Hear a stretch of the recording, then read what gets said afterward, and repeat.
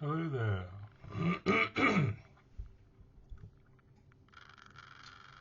Sorry about the backdrop. I'm just in my bedroom. Ooh. In my bedroom where my computer is, so it's got the webcam up there. So this is my study. Sort of got a big desk and everything. So tried to make it tidy, but I can't be bothered making my bed. It's a pain. So I need to wash all the sheets anyway. So I'll just leave it for now and do that later, I guess. But yeah, I just wanted to put my little Christmas message out there that, Christmas isn't all about buying presents. That's not really the message. It's not really what it's about. It's about it's about whatever you want it to be, really. But it's about I suppose about Jesus' birth ultimately. And really, Jesus is just, God's embodiment on earth. It's just about thanking God for all the things He makes for you, all the beautiful world, and it doesn't have to be a division between man and earth. It can be one thing. Everything we make is like a beaver making its nest in the river. We're making our houses on the land. It's a bit more elaborate. It's a bit more technical and involved because our brains are a bit more advanced. So you just see it how you want to see it, really. You don't have to see us as a problem, but maybe the way we do things can be a problem. Not the right leadership or the right way of doing things. I think things are a little bit skew-iff with money. It's a little bit sort of too much. There's too much at one end and too little at the other end. It should be a little bit more balanced around the middle. So just how I think. Capitalist empire would say, no, we can do what we like and we can pillage and rape and murder and do what we want, and there's no consequences. We just can get as much as we want out of the world. Well, no, there is a balance there, so you just got to take that into consideration too. There's other life forms at stake that will, probably send you the bill at the end of it all. So if you want to pay that bill, well, it's up to you. So anyway, try not to be negative. It's just giving it a broader view. This is God's world.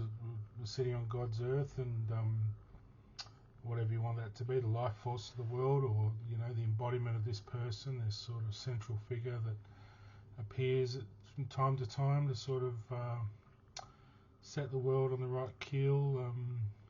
There was probably a lot of problems back there, and he had to make that sacrifice and give his life over so other people would understand compassion and medicine and all the other things that came with his sacrifice. So there's this rule book, the Bible, people go on about. I think it's a bit old-fashioned now. I think we know the right and wrong, and the world's a learning experience. You don't have to learn everything there is to know from one book. Personally, that's just the way I feel. It's a bit old and outdated, but the language is a bit hard to understand, and it's not really our time now, is it? That book, I think it's passed on a bit. People say it's a living book, living on forever. That's fine for them. That's what it is. For me, the world's a bit bigger than a book,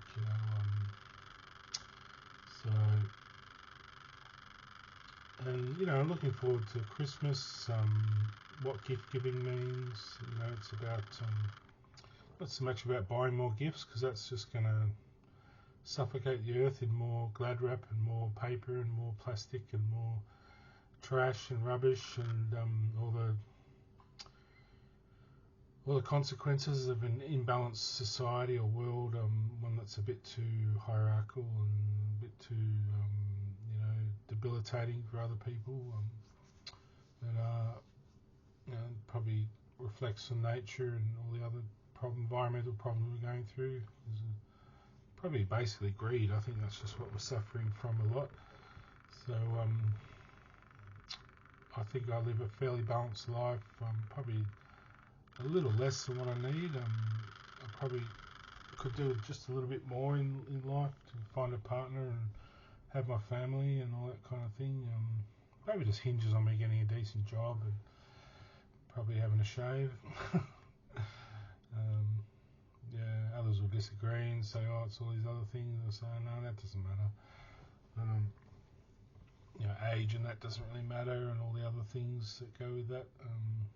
I mean, if you're still happy and you still want that in life, your romantic life, well, you should be able to find it out there somewhere. Be someone out there who's happy enough with you, and that's probably the greatest gift for Christmas is finding love. I think that's what it's all about. Forgiving people who've wronged you or you've wronged, asking for forgiveness, and it's probably the second thing. So love and forgiveness, and probably gift, showing appreciation, like giving someone a gift that you love to say thank you. Really, I mean, it doesn't have to be a necessity to get out, rush out, get the most expensive thing to impress everyone. It can just be a small token, maybe something you already own that you can just pass on to other people. That can sometimes be the most exciting gift, is getting something personal someone's had and is special to them and can pass on to someone else. Even if it's just a bag of old clothes that you don't want anymore, you give to someone a bit younger than you who can grow into them. That can be fun, for some families, and also the world's a creation. So when you create something yourself, you're doing what God does, and so to do something in God's image is often a nice thing to do too.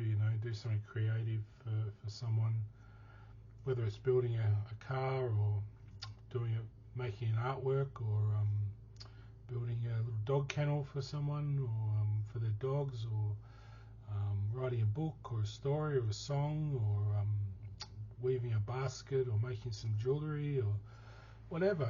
If you get out there and get a little craft kit and just make something for someone, and don't buy them the craft kit. Do the craft kit and give them the present if you want. I mean, a lot of people throw these craft kits out because they're not into it, but they get all this stuff and don't use it. But yeah, I reckon just get, even if it's Lego, get the Lego and build it for them and give them the car. That'd be funny. They might not appreciate it in this day and age, but yeah, it's nice. Just wrap up the car and give them the actual, or the truck or whatever it is. Make it for them and set it out nice in a box. Make a diorama and do something creative. Put some maybe some other little model picture plants and things around it, and that'd be cool. Then you get a bit of fun too, and you've bought the present, so you get to build it, and then you can pass it on to them and give them the instruction book and the box separately. I think being creative and inventive can be fun. I don't like to endorse Lego too much. It's totally outrageous how big Lego is. There's other gifts out there that you can build. You just go to a hobby shop and there's all sorts of model car things. And you didn't build a model car for someone. They might just like the model car already painted with all your artwork on it, and do the painting yourself, or weave a basket for them, or buy them a weaving basket kit and let them do it, or show them, teach them how to say for Christmas I'm going to come round to your house and we'll have lunch and I'll show you how to weave a basket. We'll have a session. That can be a nice gift too. It doesn't cost a lot. It's all about not spending money at Christmas. Money is the opposite of Christmas. So anything that doesn't involve money is more Christmassy than going out and spending $1,000 on the latest computer for someone or something, which they can just buy themselves. People can buy these things themselves. They don't need you wasting all your money on all these stupid expensive gifts, and